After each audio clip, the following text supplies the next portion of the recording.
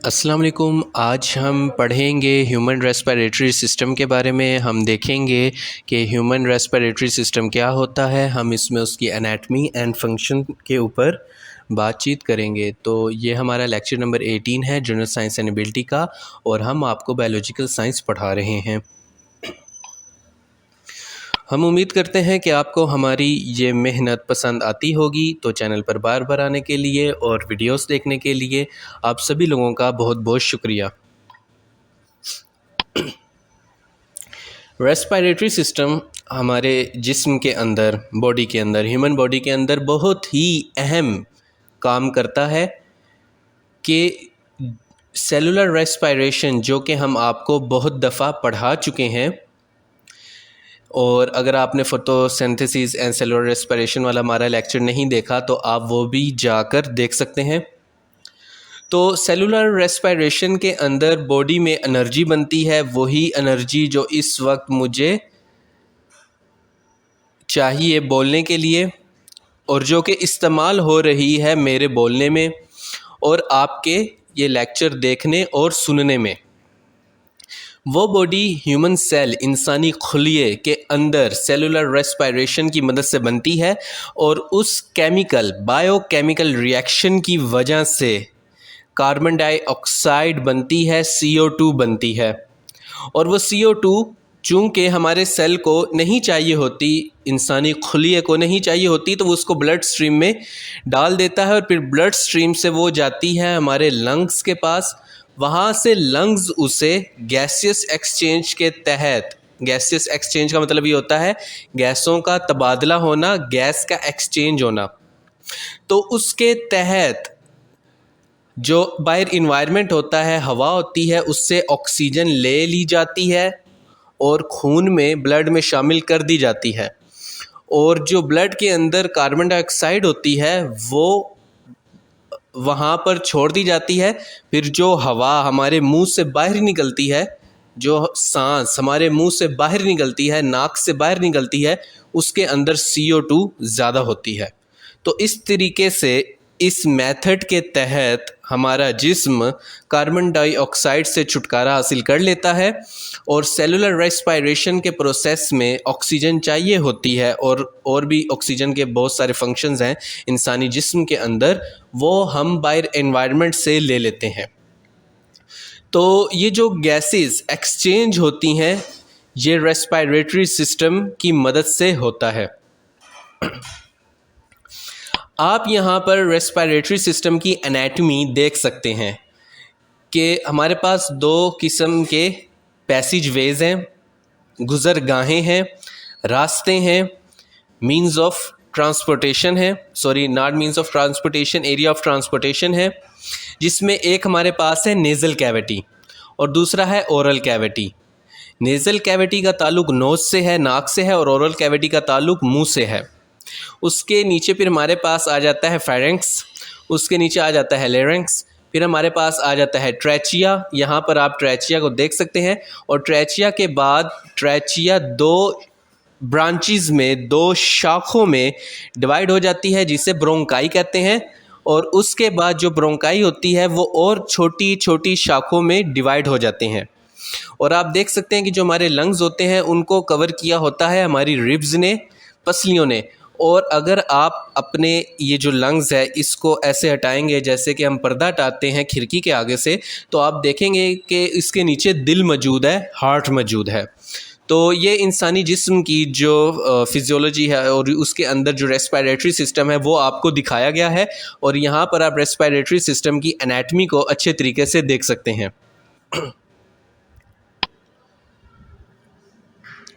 आगे हमारे पास प्रोसेस है इनहेलेशन एंड एक्सहेलेशन। ये सवाल आ सकता है कि इनके दरमियान डिफरेंस क्या है, या इनहेलेशन और एक्सहेलेशन होते क्या हैं। तो स्टूडेंट्स, जब हम सांस अंदर खींचते हैं तो इनहेल करते हैं, हवा को इनहेल करना, उससे हमारे लंग्स फूल जाते हैं। और जब हम हवा को बाहर की तरफ छोड़ते हैं तो उसको एक्सहेलेशन का प्रोसेस कहते हैं। तो ये दो प्रोसेस होते हैं रेस्पिरेशन के दौरान। ये जो रेस्पिरेटरी सिस्टम में रेस्पिरेशन होती है उसकी बात कर रहा हूँ। एक इन्हेलेशन है और एक एक्सहेलेशन है। इन्हेलेशन मतलब कि हवा का लंग्स के अंदर आना, और एक्सहेलेशन मतलब कि बाहर चला जाना। होता है ना इन एंड आउट, इन मतलब कि अंदर आना, और होता है ना एग्जिट बाहर। तो एग्जिट से आपने याद रखना एक्सहेलेशन बाहर, और इन से याद रखना अंदर मतलब कि हवा का अंदर आना। तो आप यहाँ पर इस शॉर्ट वीडियो के अंदर देख सकते हैं कि कैसे इनहेलेशन और एक्सहेलेशन का प्रोसेस होता है। इनहेलेशन और एक्सहेलेशन के प्रोसेस को समझने के बाद आप यहाँ पर देख सकते हैं कि ये जो लंग्स के नीचे वाला एरिया होता है ना, ये जो रिब्स को आपस में ये इस तरीके से जो जोड़ रहा है पैराबोला की सूरत में, या ये जो प्रोजेक्टाइल मोशन जैसे होती है उस तरह से, तो इसे डायाफ्राम कहते हैं। आप यहाँ पर डायाफ्राम को देख सकते हैं। यहाँ पर आपको रेस्पिरेटरी सिस्टम को और ज़रा तफसील से दिखाया गया है, उसकी एनाटमी आपको एक दफ़ा फिर से दिखाई गई है। अब आप यहाँ पर देख सकते हैं, हमने आपको ये जो था ब्रोंकाई वहाँ तक दिखा दिया था। आगे जब ब्रोंकाई को अगर हम उसकी एक एरिया को जूम करें, जैसे आप अपने मोबाइल के अंदर पिक्चर को जूम करते हैं, तो वैसे ही अगर हम यहाँ पर इसको जूम करें तो हमारे पास यहाँ पर एक पिक्चर शो होती है, जहाँ पर आप देख सकते हैं कि कनेक्टिव टिश्यूज़ दिखाए गए हैं। कनेक्टिव टिश्यूज़ वो होते हैं जो दो मुख्तलिफ टिश्यूज़ को आपस में कनेक्ट कर रहे होते हैं। और यहाँ पर आपके पास एल्वियोलर सैक्स दिखाई गई हैं, यहाँ पर उसकी डक्ट दिखाई गई है, और फिर आपको वेन्स और आर्टरी दिखाई गई हैं कि पुल्मोनरी वेन एंड पुल्मोनरी आर्टरी। और यहाँ पर आपको जो एक छोटा छोटा जो सैक है वो भी दिखाए गए हैं, जिनका नाम है एल्वियोली। यहाँ पर गैसियस एक्सचेंज होता है। अगर किसी के माइंड में ये जहन में सवाल आ रहा था कि लंग्स के किस हिस्से में गैसेस एक्सचेंज होता है, तो वो स्मॉल यूनिट, वो बुनियादी इकाई जो कि काम करती है गैसियस एक्सचेंज में, गैसों के तबादले में, वो यहाँ पर आपको दिखाई गई है, जिसे एल्वियोली कहते हैं। दोस्तों, आपको याद होगा हमने आपको हार्ट वाले सेक्शन में पढ़ाया था कि आर्टरी और वेन में क्या फ़र्क होता है। आर्टरी और वेन और कैपिलरीज क्या काम करती हैं। जो ऑक्सीजन रिच ब्लड को हार्ट से पूरी बॉडी तक लेके जाती हैं उन्हें आर्टरी कहते हैं, और जब वो ऑक्सीजन रिच ब्लड इस्तेमाल हो जाता है और उनमें ऑक्सीजन की कमी हो जाती है तो उसको वापस हार्ट की तरफ वेन्स लेकर आती हैं। मतलब कि वो पाइप्स जो कि जिस्म के अंदर ब्लड की तरसील करते हैं, ट्रांसपोर्टेशन का काम करते हैं, उन्हें आर्टरी और वेन कहा जाता है। आर्टरी वो होती है जो दिल से पूरे जिस्म तक खून लेके जाती है, और वेन वो होती है जो वापस लेकर आती है। ओके, और इनके दरमियान ऑर्गन्स और आर्टरी और वेन्स के दरमियान जो ताल्लुक़ कायम करती है वो कैपिलरीज होती हैं। वो उनसे भी छोटी छोटी ट्यूब्स होती हैं जिनमें ब्लड ट्रैवल करता है। तो अब आपको समझ आ गया होगा कि यहाँ पर पल्मोनरी आर्टरी और पल्मोनरी वेन क्या काम कर रहे होंगे, कि जो जिस्म में ऑक्सीजन की कमी वाला खून होगा उसको वेन लेकर आएगी, वेन लेकर आ गई, उसके अंदर CO2 ज़्यादा है और O2 ऑक्सीजन कम है। अब यहाँ पर गैसियस एक्सचेंज होगा, कार्बन डाइऑक्साइड खारिज हो जाएगी, हवा में बाहर चली जाएगी, और जो हवा से ऑक्सीजन आई थी वो ब्लड के अंदर एब्जॉर्ब हो जाएगी, जज़ब हो जाएगी, और फिर वो आर्टरी की मदद से दिल की तरफ चली जाएगी, और फिर दिल उसको दोबारा आर्टरी की मदद से पूरे जिस्म में ट्रैवल करवा देगा, और जहाँ जहाँ ऑक्सीजन चाहिए होगी वहाँ वहाँ ऑक्सीजन पहुँचा दी जाएगी। उम्मीद करता हूँ कि आपको बात समझ में आ गई होगी। और अगर आपको मुश्किल पेश आ रही है तो आप इस वीडियो को 2 से 3 दफ़ा देखेंगे तो आपके सारे मसले मसाइल हल हो जाएंगे। और यहाँ पर आपको लंग्स के नीचे डायाफ्राम भी दिखाया गया है। तो एक ह्यूमन रेस्पिरेटरी सिस्टम के अंदर ये मुदरजा झेल बुनियादी इकाइयाँ यूनिट्स होते हैं, आप इनको नोट कर सकते हैं।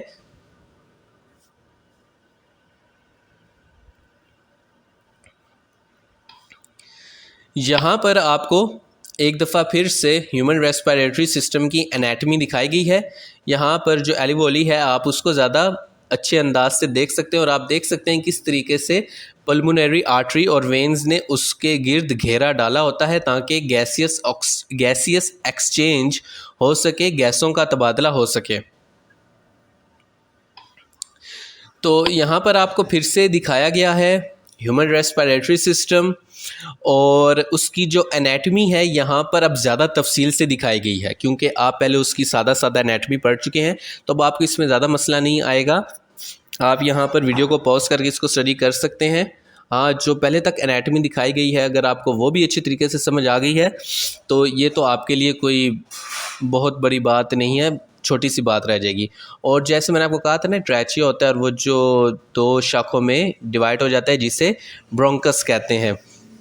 जैसे ये लेफ़्ट प्राइमरी और प्रिंसिपल ब्रोंकस है और यहाँ पर आपको दिखाया गया ये सेकेंडरी ब्रोंकस है, यहाँ आप देख सकते हैं।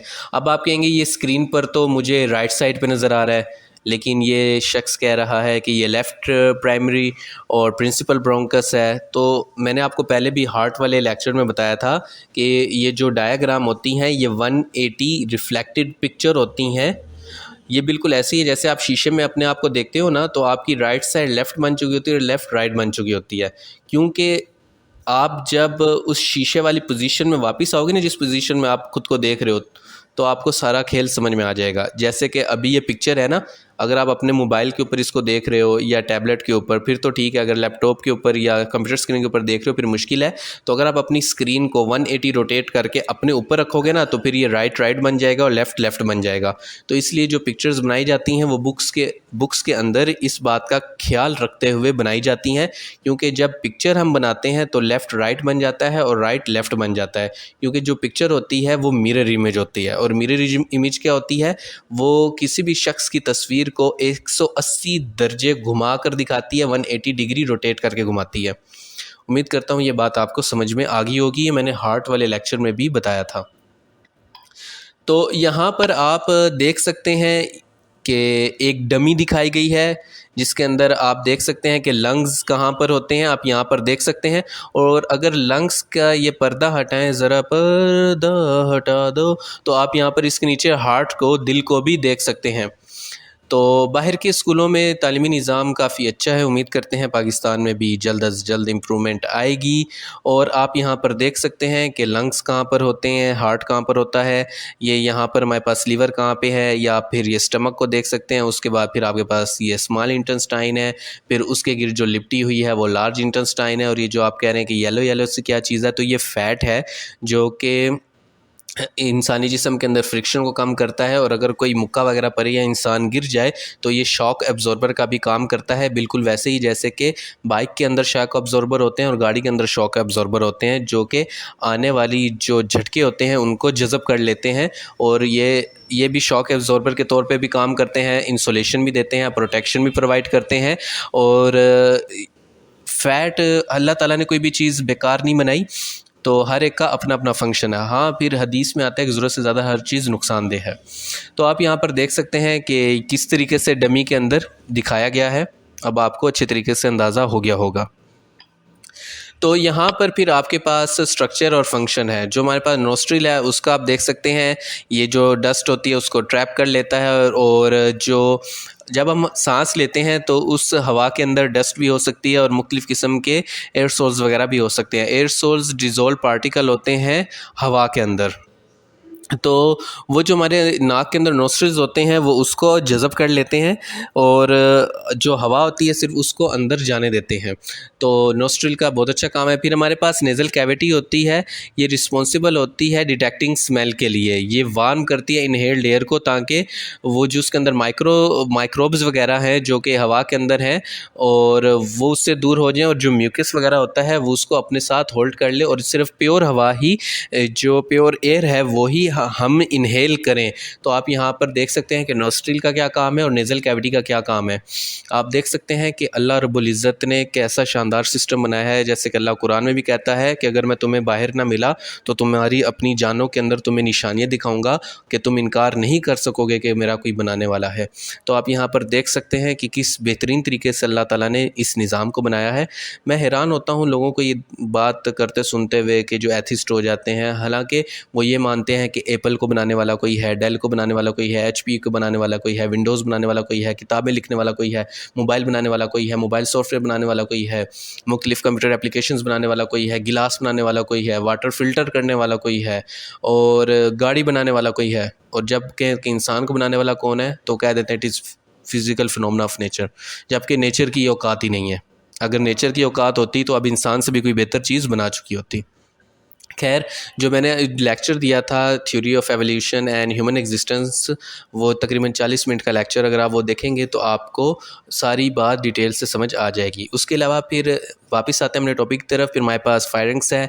आप देख सकते हैं कि ये जो म्यूकस वगैरह होते हैं और जो बाल होते हैं ये फ़िल्टर कर देते हैं एयर को, तो इससे बहुत ही ज़्यादा फ़र्क पड़ता है और जो बहुत सारी बीमारियां हैं वो हम उनसे दूर रहते हैं। अक्सर लोग अपने जो नाक के बाल हैं उनको कोस रहे होते हैं, उनमें पैदा होने वाले लिक्विड को कोस रहे होते हैं। अरे भैया, ऐसा ना किया करें, क्योंकि वो बाल और वो जो आपकी नाक के अंदर का लिक्विड है वो बहुत ज़रूरी है।